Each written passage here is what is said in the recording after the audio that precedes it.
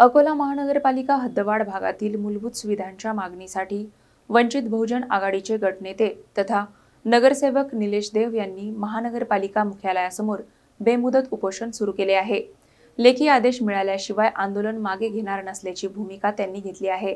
अकोला महानगरपालिका हद्दवाढ भागातील नागरिकांच्या प्रलंबित प्रश्नांसाठी वंचित बहुजन आघाडीचे गटनेते तथा नगरसेवक निलेश देव यांनी सोमवारपासून महानगरपालिका मुख्यालयासमोर बेमुदत उपोषण सुरू केले आहे। 15 जुलै रोजी अतिरिक्त आयुक्त सुबोध अलोने यांच्या अध्यक्षतेखाली झालेल्या बैठकीत सकारात्मक चर्चा झाली होती।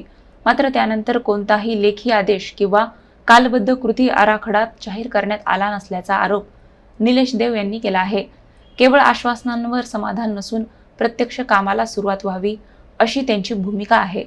या आंदोलनातून रस्त्यांची कामे, नियमित पाणी पुरवठा, पावसाच्या पाण्याचा निचरा, मुख्य नाल्यांची स्वच्छता, LED street light, Panchsheel Nagar पाणी पुरवठा योजना, हद्दवाढ भागाचा विकास आणि दलित वस्ती सुधारणा निधीच्या न्याय वाटपासह 10 प्रमुख मागण्यांवर तातडीने निर्णय घेण्याची मागणी करण्यात आली आहे।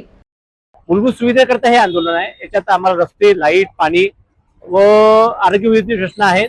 एक जलकुंभीचा विषय आहे। जटापेठमध्ये एक मोठी जलकुंभी आहे, त्याच्यामध्ये 4 तारखेला एक मुलगा तिथे एक्सपायर झाला। तो विषयात चर्चा झाली होती किंवा ती जलकुंभी काढा, त्या लोकांच्या घरात 6-6, 7-7 फूट पाणी जाते। या सगळ्या विषयावर हे आंदोलन आजपासून सुरू केलेले आहे।